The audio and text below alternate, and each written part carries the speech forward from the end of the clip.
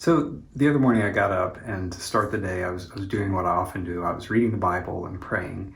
And currently in the mornings I'm reading through the Gospel of Luke, but I'm using a translation that I'm not as familiar with. It's called the Contemporary English Version. And I've just found sometimes it's helpful to read Bible passages that you know well in a new translation because things pop out that you've never noticed before, or it just makes you think about things differently.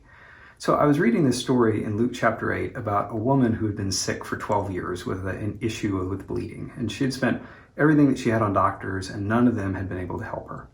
So because of that, right, for 12 years, she had been seen as unclean because of that medical condition.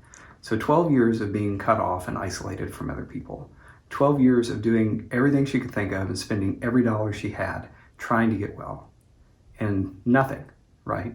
Until the day that Jesus walked by and she decided that she was going to take a chance on that. And here's where the translation part, the new translation, gets interesting. In the CAV it says, as soon as she came up behind Jesus and barely touched his clothes, her bleeding stopped.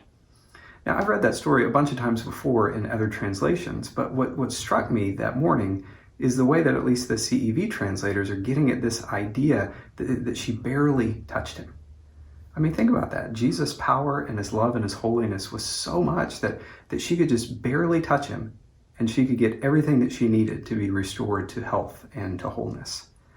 And, when you think about all the power that Jesus has, it's not like Jesus' power is a cell phone battery that runs down over time. So after 2,000 years, he's just got nothing left in the tank for us. And it's not like even the medical issue that this woman had consumed all of the power that Jesus had. Right? Remember, she had been suffering for this for 12 years with no relief. And it's not like Jesus had to use every resource he had to heal her. It said she just barely touched him, and she got more than enough. So I guess I just wanted to encourage you today to think about that, to think about the fact that even just brushing against Jesus, just glancing that touch with him was enough for her to be healed.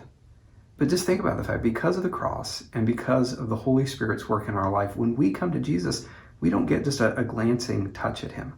We connect with him personally and directly and powerfully. So just think about what that means, the power of Jesus that is available to each of us today.